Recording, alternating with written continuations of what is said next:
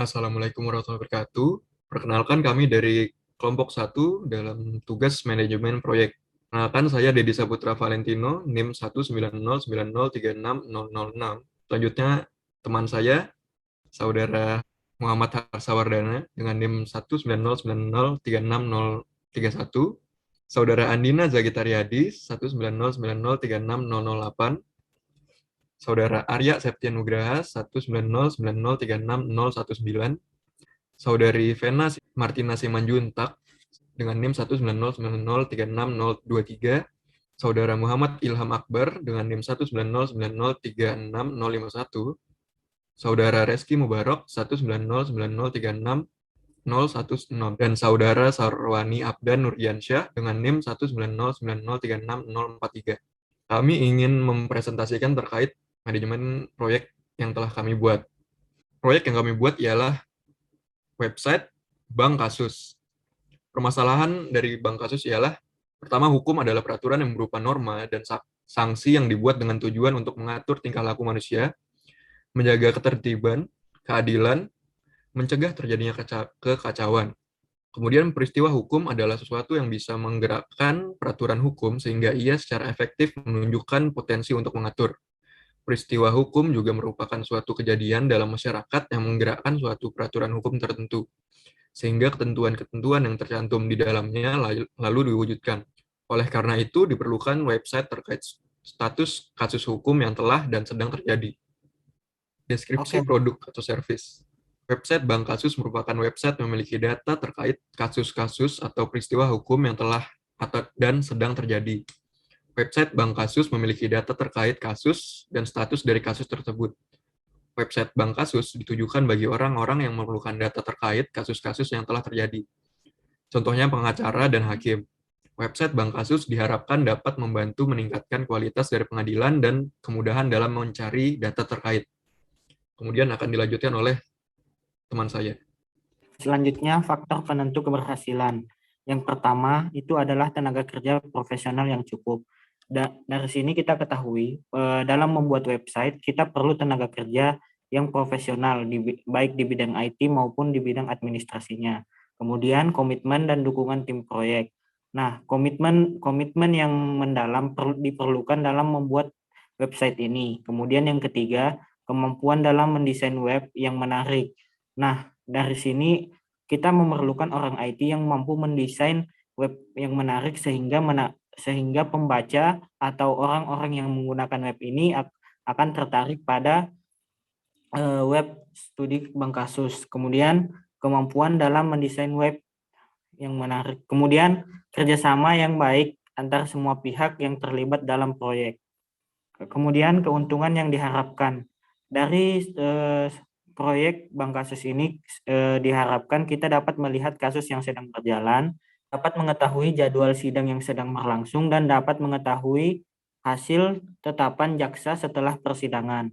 Kemudian akan dilanjut lagi oleh teman saya. Ya, selanjutnya adalah teknologi yang digunakan. Yang pertama adalah Android Studio, yang kedua ada Android NDK, yang kedua ada Conduit Mobile, Wi-Fi, dan PC. Yang selanjutnya ada Xamarin sama Amphiventor. Yang ketiga yang selanjutnya ada Unity 3D. Yang selanjutnya ada Kitty for Android. Yang selanjutnya akan dibahas tentang teman saya.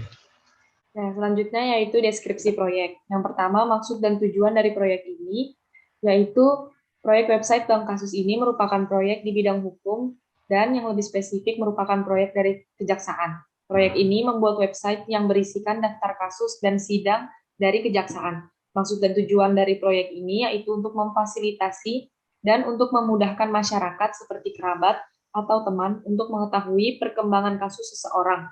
Dari website ini, kita dapat mengetahui nama terdakwa, nama jaksa, jadwal persidangan, dan semua detail perkara. Website ini juga diharapkan mempermudah dalam penginputan administrasi kasus yang sudah terjadi, menyiapkan dan menyediakan dukungan atau layanan secara efisien platform penyediaan layanan. Hasil yang diharapkan yaitu dapat mempermudah masyarakat dalam pencarian informasi terkait tindakan pidana. Dan yang kedua, dapat mempermudah administrasi. Yang ketiga, dapat mengelola resiko dari proyek ini dengan baik. Dan yang keempat, dapat menjaga anggaran kejaksaan. Next. Jadwal dan milestones atau penanda pekerjaan dapat dilihat pada tabel berikut. Ada 9 aktivitas dari perencanaan sampai pemeliharaan dengan jumlah hari dan milestones yang dapat dilihat pada tabel selanjutnya. Estimasi atau perkiraan biaya juga dapat kita lihat pada tabel berikut. Ada 12 biaya dari Macromedia Dreamweaver X3 dengan biaya 2 juta dan seterusnya, dan dapat kita lihat totalnya pada tabel berikut. Estimasi sumber daya yang diperlukan yang pertama yaitu manajer proyek Dedi Saputra Valentino, yang kedua sistem analis M. Ilham Akbar, desain Vena M. Simanjuntak dan Andina Zagitariadi, database Reski Mubarok dan M. Harsawardana, dan programmer yaitu Arya Septianugraha dan Salwani Abdan Nurdiansyah. Ya, selanjutnya akan dijelaskan oleh saya perencanaan aktivitas secara global. Dalam melakukan sebuah proyek, setiap manajemen proyek pasti akan mengarahkan pada perencanaan yang baik dan tepat. Perencanaan yang dimaksud itu adalah melakukan sebuah proses awal hingga akhir dengan memaksimalkan kualitas dan kapabilitas sehingga setiap rencana yang sudah dirancang sesuai dengan apa yang diinginkan. Berikut adalah perencanaan aktivitas secara global. Di aktivitas 1 ada perencanaan yang memerlukan 7 hari dengan estimasi biaya Rp500.000 dengan milestone yaitu pembentukan tim proyek.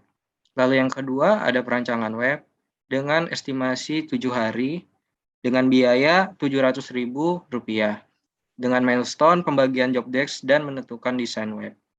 Lalu yang ketiga ada coding dengan jumlah hari 40 dan memerlukan estimasi biaya Rp4 juta dengan milestone menghasilkan web. Lalu yang keempat ada testing web dengan jumlah hari 7 dan memerlukan estimasi biaya Rp1.500.000 dan milestone menguji web. Lalu yang kelima ada pengembangan dengan 14 hari dan estimasi biaya Rp2.500.000 dengan milestone mengembangkan web. Lalu yang keenam ada penerapan dengan 3 hari dan estimasi biayanya Rp1.250.000, milestone-nya menggunakan web. Lalu yang ketujuh ada evaluasi 4 hari dengan estimasi biaya Rp700.000 dengan milestone evaluasi. Lalu ada dokumentasi dengan 2 hari dan estimasi biaya sekitar Rp1 juta. Lalu ada ke-9 pemeliharaan 3 hari dengan estimasi biaya Rp750.000 dengan milestone jaminan kualitas. Dan semua aktivitas tersebut memerlukan 87 hari dan estimasi biaya sekitar Rp12.900.000. Selanjutnya akan dijelaskan oleh rekan saya. Baik, selanjutnya kita masuk dalam pembahasan resiko. Di sini ada beberapa resiko yang akan saya beritahu. Di sini saya akan mengelompokkan menjadi 5 resiko. Yang pertama, resiko yang disengaja. Salah satunya adalah kelalaian dalam pengerjaan job desk. Yang kedua, risiko yang tidak disengaja. Salah satunya kekurangan pekerja. Yang ketiga, risiko fundamental.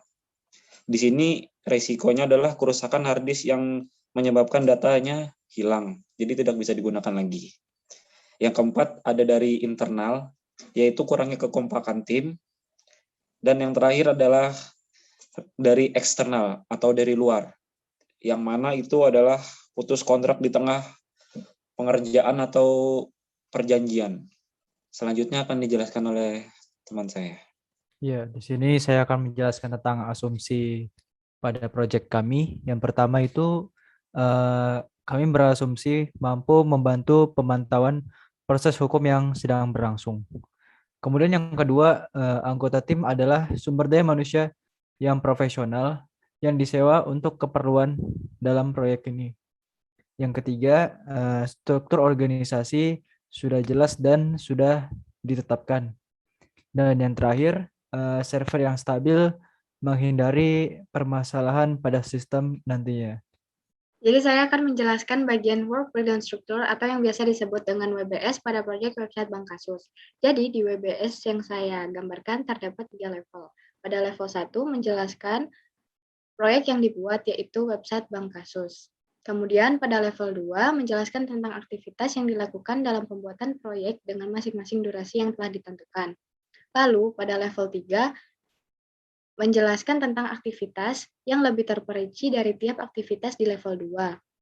Pada level 2 sendiri terdapat 9 aktivitas, yaitu pertama perencanaan yang mencakup pembentukan tim proyek yang berdurasi selama 7 hari.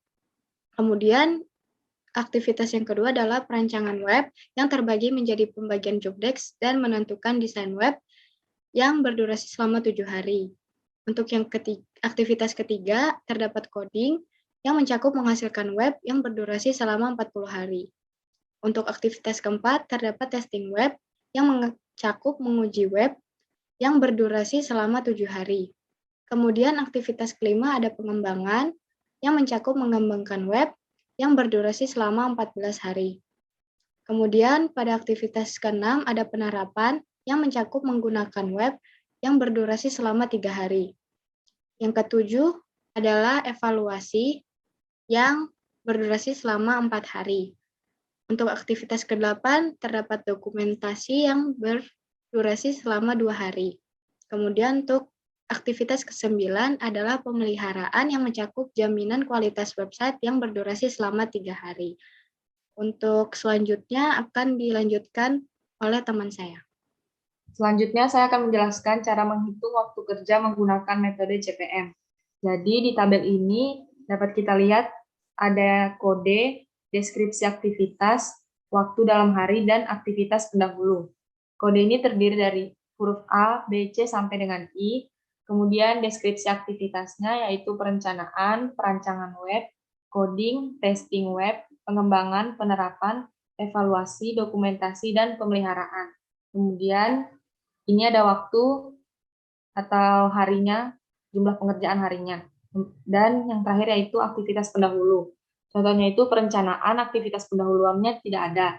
Terus perancangan web dan coding itu aktivitas pendahulunya yaitu perencanaan. Jadi perancangan web dan coding itu tidak bisa berjalan sebelum terjadi perencanaan. Kemudian testing web itu harus bisa dijalankan setelah perancangan web dan coding terjadi dan seterusnya. Setelah itu, setelah kita mengetahui aktivitas pendahulunya, kita membuat workflow-nya seperti ini.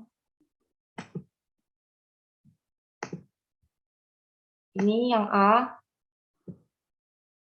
ini yang B dan C bakalan terjadi setelah perencanaan dari proyek ini berlangsung. Setelah itu yang D bakalan terjadi setelah perancangan web dan coding terjadi, dan seterusnya. Selanjutnya, yaitu cara menghitung hari pekerjanya itu, yang pertama itu dapat kita lihat pada kotak yang ini, ada S, yaitu early start, ada kode, ada F, yaitu early finish, terus latest start, time, dan latest finish. Jadi yang kita perhatikan yaitu, pertama kita buat adalah kodenya dan time-nya. Yang pertama contohnya itu yang A, perencanaan. Jumlah harinya itu adalah 7. Nih, jumlah harinya adalah 7. Kemudian yang B juga 7, yang C 7, yang D 7, E 14, dan seterusnya sampai I, yaitu 3 hari. Setelah itu, kita isi early start-nya yaitu 0. Dimulai dari hari ke-0, kemudian dijumlah dengan yang time-nya ini. Dijumlah dengan yang time, setelah itu 0 ditambah 7, hasilnya bakalan early finish-nya di hari ke-7. Setelah itu dilanjutkan yang ke B. Dimulai dari hari ke-7, kemudian ditambah 7 hari, selesainya di hari ke-14. Setelah itu, yang D ini 47, dari hari 47 diambil dari yang C. Karena ini hari ke-14 dan ke-47, maka kita ambil yang paling besar. Setelah itu, 47 ditambah 7 hari sama dengan 54 dan seterusnya sampai 77 ditambah 3 hari sama dengan 80. Jadi jumlah hari dalam waktu bekerja yaitu 80 dan jalur kritisnya itu cara mencarinya yaitu kita lihat semua ini nih yang atas sama bawahnya itu sama-sama jika dikurang hasilnya bakalan 0. Jadi yang diambil itu A, C, D, E, F, G, H, dan I. Nah, setelah kita membuat critical path-nya, kita bentuk dalam sebuah tabel seperti ini kesimpulannya. Itu saja yang bisa saya jelaskan. Terima kasih. Ya, mungkin segitu saja presentasi dari proyek kelompok kami. Kurang lebihnya mohon dimaafkan. Terima kasih.